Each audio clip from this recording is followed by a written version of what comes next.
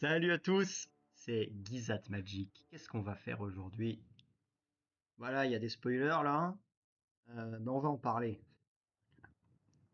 Mais trouvez bien, hein. Alors, donc, Tarkir, la tempête des dragons. La dernière fois qu'on était sur Tarkir, c'était en 2013. Est-ce qu'on est revenu sur Tarkir? Non, je crois pas, hein. Je crois pas. Alors, c'était intéressant Tarkir parce qu'il y avait eu la réédition des Fetch. Donc, ah oui, alors petite, on va quand même regarder quand est-ce que ça va sortir. Ça va sortir le 11 avril. Ouh, c'est presque mon anniversaire. Je suis né le 12 avril. Bon voilà. Quelques cartes, beaucoup de nouvelles alternate art. Euh, c'est parti. Attendez, je peux revenir en arrière là? Voilà, parfait. Est-ce qu'on voit tout bien? Ouais, on voit tout bien. Commençons avec une carte. Donc Tarkir pour le petit lore, c'était une extension qui était dédiée. Il y avait deux choses nouvelles. Il y avait beaucoup de dragons et il y avait l'apparition de 5 clans. C'est pour les nouveaux joueurs, putain, je parle pour les nouveaux joueurs, putain. L'apparition de 5 nouveaux clans qui étaient tous associés à 3 couleurs différentes. Donc à l'époque, encore quelques années auparavant, il y avait eu déjà 5 couleurs, 5 fois 3 couleurs. Il aurait dû voilà. Et puis ensuite, en 2013, avec Tarkir, nous avions eu les 5 autres combinaisons. Avec leur propre mécanique, il y avait quoi? Il y avait la férocité, il y avait la... Bon, bref. J'ai du mal à me souvenir de cartes extrêmement mémorables qui utilisaient ces capacités. Mais je me souviens de quelques cartes qui étaient très très fortes en standard à l'époque. Il y avait un rhinocéros 4-5 pour 3 ou pour 4, je sais plus. Enfin bon. Mon petit café, et c'est parti. Donc je suppose qu'il va y avoir beaucoup de dragons dans l'extension, mais tout n'est pas révélé. Donc, dragon ascendant, Sarkhan qui fait son grand retour. Il est 2-2 pour 2. Légendaire humain druide. Donc on a une nouvelle mécanique ici. Quand il arrive en jeu, vous pouvez contempler un dragon. C'est quoi en anglais? Behold. Behold, behold, behold. C'est un verbe irrégulier. Hold, held, held. Behold, Non, beheld, ça n'existe pas. Bon, bref. Contempler un dragon. Alors, c'est quoi contempler? Si pour contempler un dragon, peut-être qu'on va avoir contemplé pour d'autres types de cartes. D'ailleurs, je sais pas, contempler un artefact. Choisissez un dragon que vous contrôlez ou révélez une carte dragon de votre main. Donc ça a l'air polyvalent, parce que si il est de 2 pour 2, il arrive tour 2. Si tu le fais en... Si tu le fais en... je vais y arriver. Si tu le fais au début de partie, tu auras un dragon dans ta main de départ. Si tu le fais plus tard dans la partie, tu auras un dragon en jeu. Mais ça veut dire qu'il faut beaucoup de dragons dans son jeu. Donc c'est vraiment un... C'est vraiment pour faire des decks dragons. Il y en a un dont on va parler juste après. Et donc ensuite, ça va trigger une action. Si tu contemples un dragon, tu crées un jeton trésor. Donc c'est quoi l'idée? T'as un 2-2 pour 2 en mono rouge. J'essaie d'optique le jouer en commandant, tu vois. Commandant dragon sans carte, ouais. Il y a un autre truc dont je vais vous parler juste après d'ailleurs, parce que j'ai pensé à... Vous allez voir, j'ai pensé à des petites combos. Bon, tour 2, t'as une 2-2, tu crées un jeton, ça veut dire que tour 3, tu pourrais très bien avoir 4 trucs. Ouais, je trouve ça mou, quoi. À chaque fois qu'un dragon que vous contrôlez arrive, mettez un marqueur +1/+1 sur Sarkhan, puis jusqu'à la fin du tour, il devient... Non, il n'y a pas de puis, il faut que j'arrête de faire l'erreur. Jusqu'à la fin du tour, il devient un dragon en plus de ses autres types et il a le vol. Donc c'est pour taper. Bon, il est 2-2 pour 2, il fait un truc quand il arrive, c'est qu'il crée un jeton. Bon, alors, 2-2 pour 2 en rouge sans célérité, c'est tristoun. C'est très tristoun.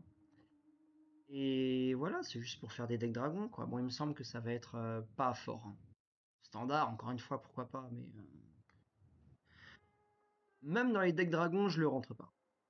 À moins qu'il y ait, mais je crois que ça n'a pas encore été révélé, à moins qu'il y ait un dragon qui arrive qui dise que lorsque ce dragon est contemplé, tu peux, je sais pas moi, mettons un dragon 6-6 pour 6, hop, lorsqu'il est contemplé depuis ta main, tu peux, je sais pas, faire une foudre quelque part, par exemple. Ou alors tu peux créer un jeton, tu vois. Là, là, contempler les dragons pourrait devenir intéressant. Mais lui, ouais. Bon, c'est pas mauvais, c'est pas bon, mais c'est pas bon. Hein. Bon, dites-moi s'il y a des trucs auxquels j'ai pas pensé, mais après, bon, voilà, typiquement, il va taper, etc. Ah non, pardon, vu que tu arrives et que tu contemples. Ah non, c'est à chaque fois qu'un dragon arrive, donc il va même pas proc son. Même pas proc son 1-1, son marqueur +1/+1, le tour où il arrive, quoi. Putain, c'est triste. Hein. Bon. Alors, il a des arts alternatifs, Sarkhan. C'est beau, ça, hein. C'est joli, hein, c'est joli. Bon, ça, je comprends pas. Je comprends pas parce que. Bon, ouais, ça fait référence à Udine, le dragon spectral, peut-être, et tout. Bon, on dirait que la carte est bleue, pas de bol, elle est rouge, donc c'est bizarre. Et ça, c'est pareil, mais c'est encore pire. N'importe quoi. Bon. Oh, alors attendez, c'est des nouvelles raretés, il y a des nouveaux noms dans Yu-Gi-Oh! Donc ça, c'est Halo Foil, ok. Et ça, c'est Showcase Frame. Bon, celle-là a de la gueule, hein, j'avoue. Bon, ok. Next, carte. Voilà. Donc lui, il est fantastique. Il est absolument fantastique. Il n'est pas légendaire. Sion Orage Écaille. 4-4 pour 6. Vole. Les autres dragons que tu contrôles ont +1/+1. Et il a le déluge. Alors déluge, c'est un effet qu'on a vu de manière très récurrente depuis 2005. C'est 2005, je crois. Je sais plus. Donc déluge. Quand vous lancez ce sort, copiez-le pour chaque sort lancé avant lui ce tour-ci. Et les copies vont devenir des jetons. Je sais pas s'il y avait des cartes avec le déluge, donc avec Storm, qui étaient des créatures. Jusqu'ici, je sais qu'il y a quelques cartes qui étaient jouées, notamment modernes, avec ça. Il y a Tendrils of Agony, il y a un contre-sort bleu, uniquement fort en multi, je pense, ou alors peut-être dans des formats plus vieux, pour quand il y a des duels de contre. Storm, il y a Mitraille, évidemment. Évidemment. D'ailleurs, c'est un deck entier, mais j'ignore s'il y avait des sorts créatures qui avaient le déluge. Mon idée, c'est que ça coûte 6 pour 4, donc c'est très mauvais. En plus, il se booste pas lui-même, il booste les autres dragons.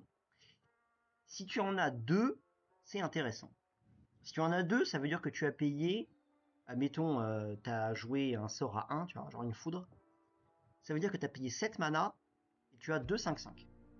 2 4-4 qui se boostent entre elles. À partir de 2, c'est ok. Seul problème, ça ne s'élève pas. Donc c'est quand même pas terrible. Alors, comment est-ce qu'on fait des trucs avec ça? Parce que j'ai travaillé. Il se trouve que dans mes petites... dans les decks que je joue, eh bien, je joue... Attendez, je vais vous le mettre là. Hop là. Je joue ça. Ça, c'est un Oathbreaker. Si vous savez pas ce que c'est, le Oathbreaker, c'est un format de 60 cartes où tu as le droit à une seule fois les mêmes cartes, comme en Commander. Sauf que... C'était mon téléphone, c'était pas le vôtre. Sauf que tu n'as pas une créature légendaire, mais un Planewalker légendaire, et tu as un sort, un éphémère ou un rituel, un sort de commandant aussi. Que tu ne peux, donc qui va en commande zone, pareil, lorsque tu le joues, tu le remets en commande zone, il va coûter 2 de plus. Tu peux le mettre dans ton cimetière si tu veux aussi. Donc c'est intéressant. Donc ça, c'est pas du tout... D'ailleurs, j'ignore s'il y a une méta Oathbreaker, mais en tout cas, il y a... voilà, on avait joué un peu à ça dans la boutique où j'allais jouer avant de quitter la France. Donc c'est cool. Alors pourquoi c'est intéressant? Bah c'est intéressant parce que dans ce deck, il y a beaucoup de cartes avec lesquelles il y a des synergies. Attendez. J'aimerais me remettre un peu de... Donc on a quoi comme carte intéressante? Je vais cliquer sur une carte juste pour le test. Typiquement, il y a elle. C'est pas de la bonne carte, mais ça synergise. Voilà, ça c'est une petite commune par exemple de Baldur's Gate d'il y a 3 ans là. De 2 pour 2, tu peux la sacrifier, tu gagnes 2. Donc en gros, la carte est gratuite. La carte est gratuite. Et l'idée, c'est de pouvoir jouer. Alors, tu as deux trucs que tu veux faire avec ce dragon, le Sion et Caillorage là. Voilà, je vais vous en parler après de ça. Avec ça, soit tu veux ramper et en faire 2, 3, en générer 2, 3 dans le tour assez tôt dans la partie, soit tu veux en générer un max, mettons, je sais pas moi, 6, 7 dans 5 ou 6 dans le même tour, c'est possible, hein. Avec des pillages sans foi, avec des manamorphoses. Bon, manamorphose, il y a le symbole vert, donc ce serait pour un deck vert, rouge minimum. Mais soit avec des cartes comme celle que je viens de vous montrer là, hop, celle-ci, voilà. L'idée c'est qu'il y a beaucoup de cartes en rouge qui peuvent tout à fait se remplacer, tu vois. Elle par exemple. Alors elle a pas la célérité, donc elle peut pas se remplacer tout de suite. Donc c'est pas une bonne, c'est pas une bonne chose. Bon d'ailleurs, en vrai, si tu veux jouer le deck combo en faisant un gros board qui tue ton adversaire tout d'un coup là, avec ça, bon, faut mieux avoir une carte qui met la célérité. Tu peux jouer très bien, tu pourrais très bien jouer Anger. Et puis du coup, tu vas bien aimer jouer des pillages sans foi, des Demanding Answers, ce genre de trucs. Et comme ça, tu vas pouvoir mettre Anger au cimetière. Donc tous tes dragons là où on la sellette. Donc ça serait sympa. Qu'est-ce qui marche de bien avec tout ça? Bah, j'ai envie de dire tous les sorts rouges qui produisent un excès de mana, type champ bouillonnant. Hop, tu payes 2, t'ajoutes 5. Donc voilà, là tu gagnes déjà tu gagnes un spell en stack, comme ça, pour faire une copie. Tu peux jouer également Plongeon Infernal. C'est exactement la même chose, sauf que c'est c'est la même chose, mais c'est différent. C'est un vieux rituel de 2013, pardon. Tu payes 1, tu sacrifies une créature et tu gagnes 2. Donc il y a des combos, hein. Tu peux très bien sacrifier des créatures qui par exemple, lorsqu'elles meurent, créent un jeton trésor, par exemple, ce qui va te faire gagner un mana. C'est intéressant. Tu as évidemment tous les sorts à 0, type, bon, pétale de lotus, c'est le mieux, mais je sais plus si c'est ban ou pas. Mais tous les sorts à 0, tous les artefacts qui coûtent 0, ça c'est absolument génial. Bon, évidemment, tous les sorts à 1 qui peuvent être sympas. Il y a Foudre, il y a Chaîne d'éclairs, il y a Balafre de flamme, etc. Tous les meilleurs blasts à 1. Tu vois. On pourrait parler d'un autre truc que j'avais en tête. C'est quoi? C'est un sort du premier Eldren qui fait du... Je vais vous le trouver, attendez. Eldren, rituel, rouge. Je vais le mettre en anglais. Eldren, Sorcery Red. Add Red Mana. Voilà. Pas mal. C'est ça là. Je vous le mets là. Iron Crag Fit. Hop, ça coûte 4. Et tu crées 7. You can cast only one more spell this turn. Oh. Et tu ne peux jouer qu'un seul. J'avais oublié cette. Il y a très peu de decks dans lesquels ces trucs-là sont jouables, mais là typiquement ça l'est. Je pense à. Je vous en montre un autre juste après aussi. Donc celui-ci, alors celui-ci si tu veux le faire, tu faut le jouer en dernier parce qu'après tu peux ne jouer qu'un sort. Mais en fait, si le sort que tu joues après c'est le dragon qui se copie avec le déluge et que tu as déjà joué 3 ou 4 sorts avant, en fait ça va. Ça va. Tu peux bien rigoler. Donc on pourrait très très bien imaginer une petite suite où tu joues, je sais pas, mettons tour 1, tu joues une créature rouge ou même un color qui quand elle meurt va faire un trésor. Hop là. Tour 2, tu poses un deuxième land. Là-dessus, qu'est-ce que tu fais? Attention, on va faire du theory crafting. Tu fais, mettons, je vais pas inclure Manamorphose, parce qu'on va dire qu'on joue le truc on joue le Sarkad en commandant, je sais pas quoi. Bon, mettons que vous pouvez mettre Manamorphose dans l'équation. Manamorphose, pour ceux qui l'ignorent, c'est ça. En gros, c'est une carte gratuite. Manamorphose, hop. Voilà, c'est un éphémère, ça coûte 2, tu ajoutes 2 manas de la couleur de ton choix à ta réserve, et tu une carte. Donc en gros, la carte est gratuite. Donc pour Storm, pour Déluge, c'est très intéressant. Ah voilà, c'était là, c'est bon, vous la connaissez la carte. Donc tour 1, voilà, tour 2, t'as tes deux landes, t'as ta créa que tu vas sacrifier. tu joues le plongeon infernal qu'on a vu avant, là. Hop. Donc ça t'a coûté 1. Attendez, je vais prendre un petit dé à côté de moi, là. Je vais pas m'aider, évidemment. Pas grave, je vais prendre un petit stylo, un petit crayon. Ça t'a coûté 1. Il te reste un raid. Ok, tu joues ça. Tu as 3, donc tu as 3 rouges. Tu as 3 rouges. Plus le trésor, mettons, d'une créature que tu es. Qui est. De la créature que tu as sacrifiée. Alors, si on ajoute le vert, tu pourrais très bien jouer des trucs comme. Alors attention. Flictocos. Ah putain, les communes de 2015 dont personne ne se souvient. Petit 1-1 pour 1. Quand elle meurt, tu fais un jeton Eldrazi 1-1 que tu peux sacrifier pour faire un mana, tu vois. Donc hop, t'as encore gagné un mana. Bon bref, tu pourrais très bien jouer ça tour 1 dans un deck comme ça. Très bien, tu joues ça. Donc il te reste un mana que tu as, un land untap, et 3 mana que tu as créé, ça fait 3, plus le trésor. Ensuite, tu joues champ bouillonnant, ça t'en prend 3. Tu en ajoutes 5. Je suis à 7. Maintenant, je vais jouer. Mettons, je mets un pétale de lotus. J'ai joué un sort de plus. Là, je suis déjà à 3 ou 4 sorts. J'ai arrêté de compter. Mettons, je suis à 3 ou 4. Je sais plus. J'en ai joué 1, 2, 3. Mettons, je suis à 4 avec le pétale de lotus. Ok. Je peux le sacrifier à tout moment, ça fait 8. Et je suis à 4 sorts. Mettons, ensuite, je joue le truc qu'on a vu juste avant, là, le rituel qui coûte 4 et qui ajoute 7. Ça me coûte 4. J'avais 8. 8 moins 4, 4. Il me reste 4. J'ajoute 7. Ça me fait 11 mana. Ça me fait 11 mana créés et on est potentiellement tour 2. C'est magique, hein? Tour 2, j'ai lancé 5 ou 6 sorts. Bref. Mettons, j'ai trouvé le moyen, je mets un petit. J'ai largement assez de mana, donc j'ai un Festes Looting ou j'ai n'importe quoi pour mettre le Hanger dans mon cimetière ou juste pour jouer un enchantement qui file la célérité à toutes les créatures, là, un enchantement rouge. Je vais vous le retrouver. MTG, Enchant, Red, All Creatures have Gain, s'en fout, Haste. On va essayer de vous le retrouver quand même. Ouais, voilà, il y en a beaucoup, hein. Il y en a beaucoup qui font ça. Il y a, bon, il y a Anger dont je vous parlais avant.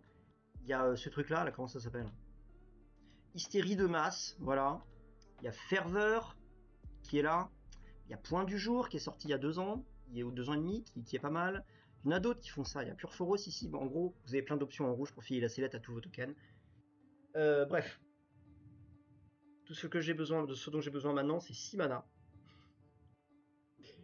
Je les ai. Je joue mon dragon qui est là. Hop. Hop, je vous le remets, voilà. Et mettons, bah du coup, donc lui il compte comme un sort. Non, pardon. Le Storm, c'est copiez-le pour chaque sort que vous avez joué avant. Ok. Donc avant lui, j'ai joué 6 sorts. Mettons même 5 sorts, on s'en fout. On fait du théorie crafting dans le cas où on a une main parfaite. Hein. 5 sorts.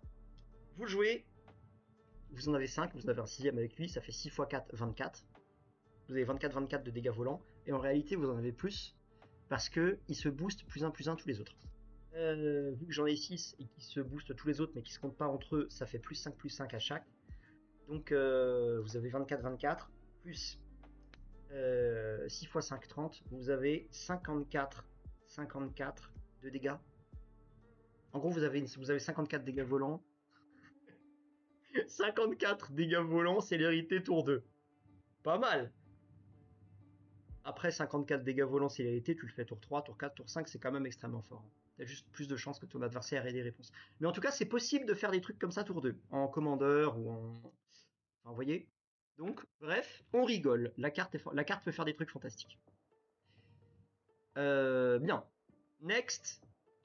Est-ce qu'il y a des cartes dont je vous ai pas parlé? Non, je crois pas. Si, il y en a une dont je vous ai pas parlé, c'est celle-là. Mais c'est le même délire, c'est un petit enchantement, ça coûte 2. Tu payes 2. Donc si tu le fais dans le même tour et que tu as 4 mana disponibles, ça te fait un sort en plus. Intéressant. On a vu qu'on a déjà mis 54 dégâts, tu vois, on va pas en mettre 68, mais bon. Non, ça rajouterait 6, ça rajouterait 4, 5, 6, 7, 8, 9, 10. Ça ferait 64 dégâts, je crois. Bon. Donc c'est pareil, hein, c'est un sort rouge, tu payes du mana pour avoir du mana, mais tu le sacrifies, quoi. C'est les trucs de rampe rouge avec 2 mana qui se remplacent. Bref. Alors, lui, il a un art alternatif quand même. Là, il est beau, hein. Est-ce qu'il est si beau que ça? Il est bizarre, hein. J'arrive pas à comprendre. Ah oui, non, ok. Donc là, il y a son œil. Là, il y a ses dents. Et ça, là, ah, on dirait une bouche. C'est un peu bizarre. Alors qu'en fait, c'est juste le fond. Ouais, bizarre, bizarre. Qu'est-ce que je fous, là? Qu'est-ce que je branle, putain? Ok, next carte. Une rare. Est-ce qu'on la voit bien? Oui, on la voit bien. Siège de la steppe érodée. Alors, à l'époque, il y avait eu 5 sièges. Le noir était pas mal. Donc, les sièges, c'est juste le nom de la carte. C'est pas un type de carte, c'est juste le nom de la carte. Il y en avait un de chaque couleur. Je joue le vert dans un deck à moi. Et le noir était pas mal. Je l'ai vu plusieurs fois jouer, le noir. Au moment où Sèche Enchantement arrive, choisissez Absent ou Mardu. Absent. Au début de votre étape de fin, donc ça coûte 4 quand même, tu mets un marqueur +1/+1 sur chaque créature que tu contrôles. Tu le mets au début de ton étape de fin. Bon, si t'as beaucoup de créas, c'est intéressant. Oui, pourquoi pas. Et l'autre, c'est quoi? Au début de votre étape de fin, si une créature est morte ce tour-ci, sous votre contrôle, chaque adversaire sacrifie une créature. Ah, ça a l'air intéressant quand même, ça. Tu peux potentiellement faire sacrifier tes adversaires une fois par tour. Ça a coûté 4, hein. Mais mettons, on est dans des decks contrôle dans ces couleurs-là. Des Atreos, avec Atreos, ça marche très bien. Je vais vous afficher Atreos. Atreos. C'est lui? Dieu du passage. Alors c'est lequel que je veux? C'est pas celui-là que je veux, c'est l'autre. Lui, c'est le vieux. Atreos. Voilé d'un linceul. Ouais, c'est lui là. Ouais, c'est lui, voilà. 4-7 pour 6. Bref, c'est les dieux là qui sont très intéressants. Bon, lui, en gros, une fois par tour, tu peux cibler une créature. Et lorsqu'elle meurt, tu la ramènes sous ton contrôle. Donc tu pourrais très bien cibler une créature adverse, et puis ensuite ton adversaire va sacrifier avec ça, et du coup tu la ramènes toi. Je sais pas si lui-même a besoin de beaucoup de nouvelles armes, mais en tout cas c'est une arme intéressante. Bon, et puis sinon, alors chose intéressante, ça proc au début de ton étape de fin. Donc si tu as mis les 4 manas, tu ne les as pas investis pour rien. Donc, pour revenir à ce premier mode là, chaque étape de fin, tu mets un marqueur +1/+1 sur chaque créature que tu contrôles. Si dans ces couleurs-là, tu as envie de jouer des trucs comme Karloff, ou comme Karloff qui joue énormément, qui est un deck dans ces couleurs-là qui joue énormément de créatures. Karloff du Conseil Fantôme, c'est ça? Ouais, lui, putain. Si vous avez jamais joué contre ça, c'est infâme. Hein. En gros, c'est une 2-2 pour 2. À chaque fois que tu gagnes des points de vie, tu mets 2 marqueurs dessus. Et tu peux retirer 6 marqueurs, +1/+1, pour exiler une créature ciblée. Je l'ai en éphémère. Bon. En gros, c'est une decklist qui joue ça, et qui joue tous les tours 1 du jeu, qui sont en blanc ou en noir, qui ont le lien de vie, ou qui te font gagner des PV ou n'importe quoi. C'est extrêmement fort. C'était extrêmement fort il y a quelques années, mais je l'ai fait ces dernières années, ces 3 dernières années, j'ai pas tellement joué, donc je l'ai pas trop vu, mais c'est très fort. Bah, ça a été remplacé justement par des trucs comme ça, hein, qui sont les mêmes couleurs et qui sont très puissants. Bon, en gros, voilà, je suppose que... En gros, ce deck, la Karloff, joue beaucoup de créatures, donc ça pourrait être intéressant de faire ça. Je sais pas si c'est son plan de jeu, hein. Je crois pas que ça le soit. Alors, on se fait un petit gif, on va regarder l'illustration alternative quand même. Pas mal. Pas mal, j'aime bien le délire. Alors, qu'est-ce qu'on a comme autre carte? Défaite inévitable, un éphémère. Attendez, je vous la remets. Attendez, je vais vous la mettre. Droite. Ça coûte 4. Éphémère, ça ne peut pas être contrecarré. Bon. Exilé un permanent non terrain ciblé. Son contrôleur perd 3, tu gagnes 3. Ça coûte 4, enculé, ça coûte 4, putain. Non, jamais de la vie. Jamais de la putain de vie. Beaucoup trop cher. Et en plus, tricolore. Nul. C'est très nul. En commandeur, pas spécialement opti, pour 4 en éphémère, t'exiles un truc non terrain, oui, c'est toujours intéressant. T'auras toujours une cible, une bonne cible, genre un gros enchantement, une saison de dédoublement, n'importe quoi. Mais non. Nul. La rare nulle. Narset. 3-4 pour 3. Ouh, allez, la Narset de l'époque était incroyable. 3-4 pour 3. Humain moine. Au début de votre étape de fin, vous pouvez vous défausser de votre main. Ok. Si vous faites ainsi, piochez un nombre de cartes égal au nombre de sorts que vous avez lancé ce tour-ci. Donc s'il y a des synergies... C'est déluge sans le dire. Donc l'idée c'est que si tu... Ok. Donc la carte se fait en 2 temps. Tu peux défausser ta main. Déjà c'est pas obligatoire, c'est vous pouvez. Et ensuite, si vous faites ainsi, piochez un nombre de cartes égal au nombre de sorts que vous avez lancé ce tour-ci. Donc l'idée c'est de vider complètement sa main. Et ensuite tu vas gagner des points de vie. Non, tu pioches un nombre de cartes, pardon. Donc on pourrait imaginer ça. Eh, c'est pas mal ça, c'est pas mal du tout. Elle est 3-4 pour 3, elle a pas d'effet. Elle n'a pas d'effet de protection.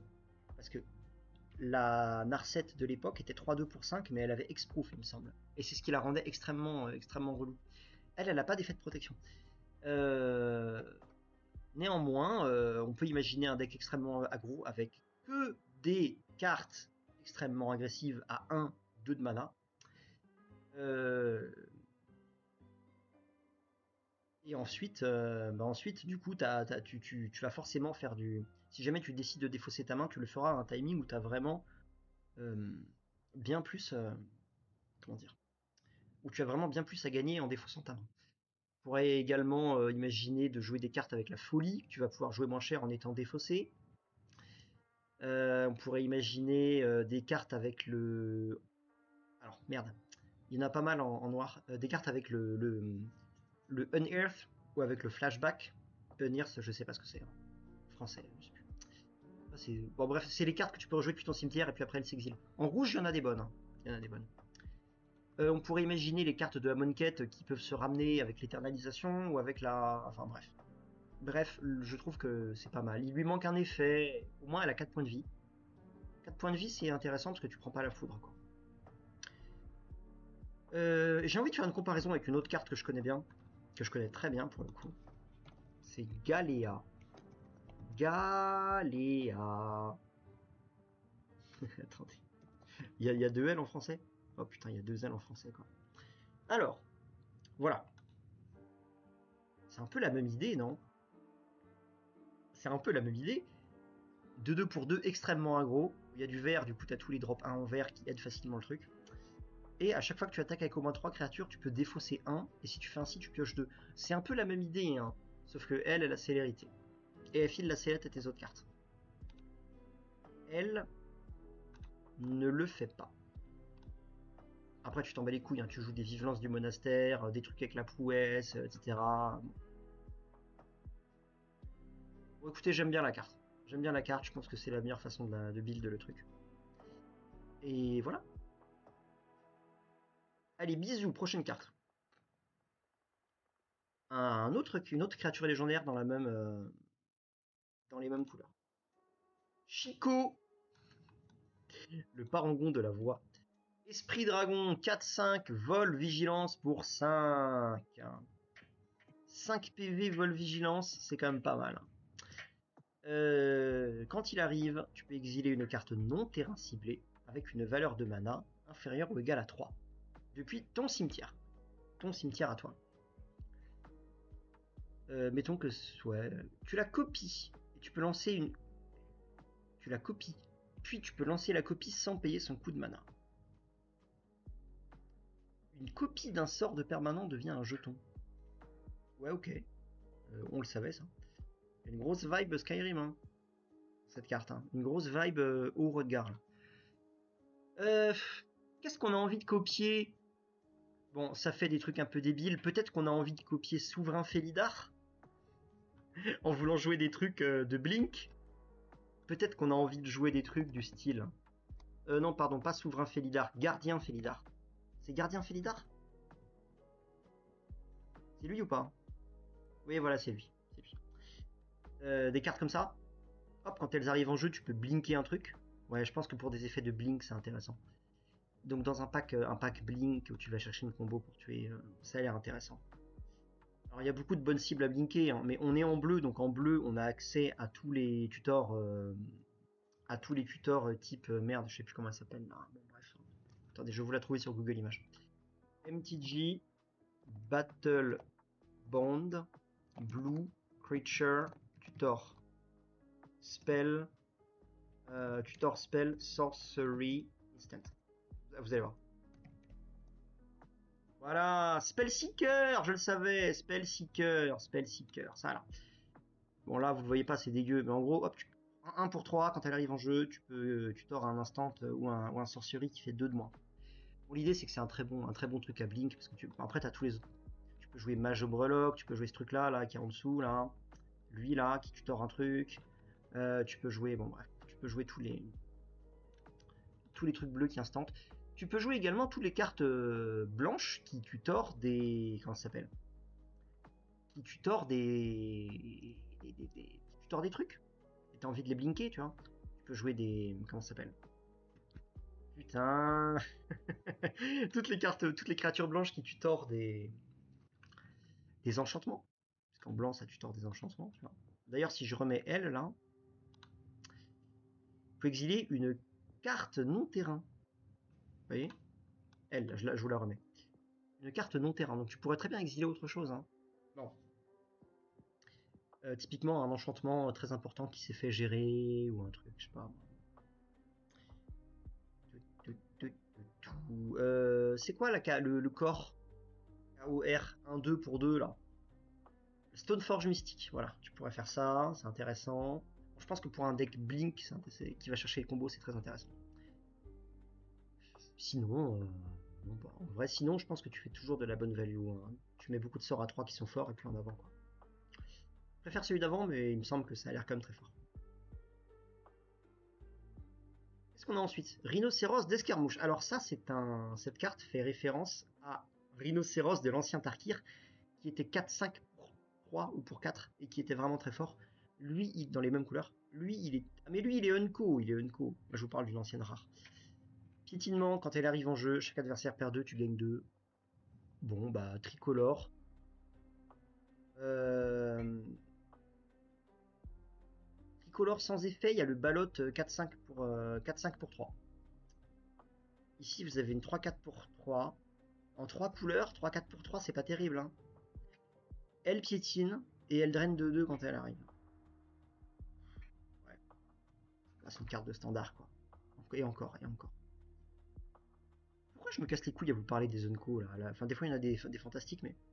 Alors ça, il y a un nouveau Mox.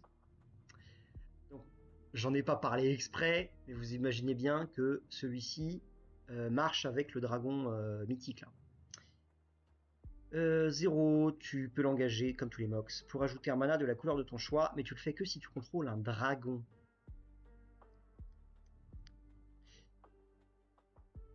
Je vais vous montrer une petite combo quand même rigolote avec tout ça. Bon, la combo rigolote, c'est évidemment... Putain.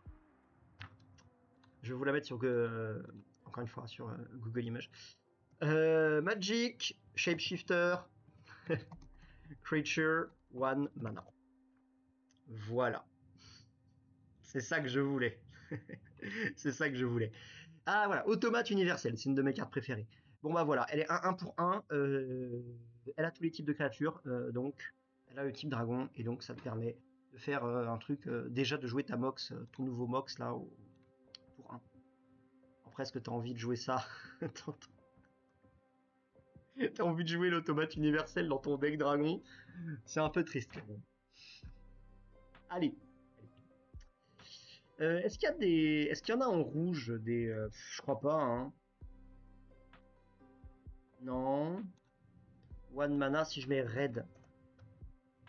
Non, il n'y en a pas. Effectivement, il me semblait bien qu'il n'y avait pas de changelin pour un mana rouge. Effectivement, ce serait quand même très fort. Ça ferait à la fois gobelin, à la fois tout. C'est quand même fort. Ok, donc...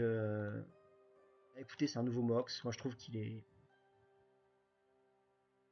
Bon, c'est un nouveau Mox, voilà. C'est un nouvel mythique, c'est cool, il existe. Avec les changelings, il y a des trucs à faire. Sinon, bon, bah, est-ce que c'est vraiment nécessaire dans les decks dragons? Si tu joues... Si tu joues le nouveau dragon mythique avec le déluge, ouais, c'est très bien. Sinon... Allez. Next, carte. Sarkhan, on l'a déjà vu. Bon, on a fait le tour, on a fait le tour. Hein. On a fait le tour parce qu'on arrive au... Mox de Jasp, voilà, il y a tous les showcase frames, etc. Machin, mon cul. Il y en a deux dont on n'a pas parlé. Que j'avais laissé délibérément pour en parler après. Oui, oui, je m'en bats les couilles, je m'en bats les couilles. Hein. Voilà, la Mox de Jasp, si vous l'ouvrez, vous êtes riche, c'est cool. Les deux là, voilà. Ah, il y a une mythique, il y a une mythique. Attendez, il reste deux cartes, on va parler de la... Ralliement au monastère. Un éphémère qui coûte 4, ça coûte 2 de moins si tu as lancé un autre sort ce tour-ci. Typiquement le Mox. Juste besoin d'être lancé, hein. Donc tu t'en bats les couilles. Hein. Choisissez l'un. Créez 2 jetons 1-1 blanc prouesse, moine. Tu choisis pas 2. Non, non, on s'en bat les couilles. Hein. Excusez-moi. On s'en bat les couilles. C'est très très anecdotique. C'est une unco anecdotique. Voilà. On va parler de ça là.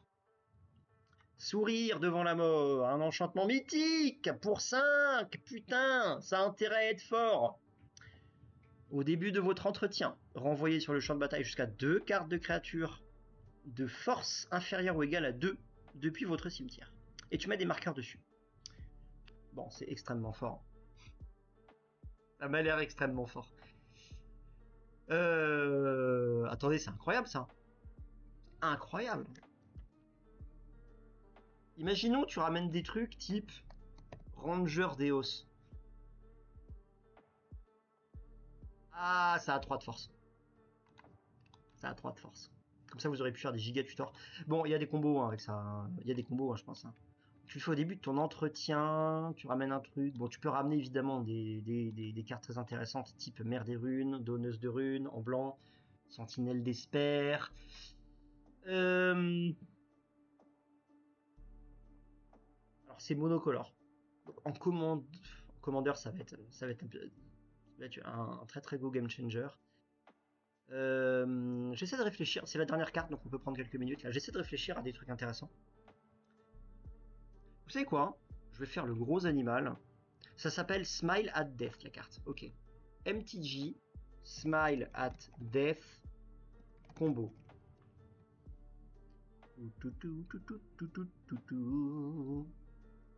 Ah, mais regardez, c'est une référence à une ancienne carte. Hein. C'est une référence à Alécha, celle qui sourit devant la mort.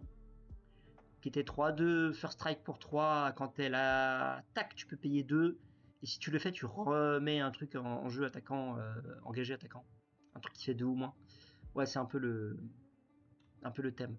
Ouais, écoutez, je sais pas si je trouve des combos avec. Bon, ici, il y a évidemment Maître des Cruautés. Il y a évidemment Maître des Cruautés. Ah putain, Maître des Cruautés qui trouve une place quelque part. C'est pas souvent qu'on peut le jouer, lui. Hein. Mm. Mais c'est pas les couleurs, c'est pas en blanc, tu vois, encore une fois. En blanc, c'est quoi les meilleures cartes blanches? MTG, Best, White, Creature, Strength.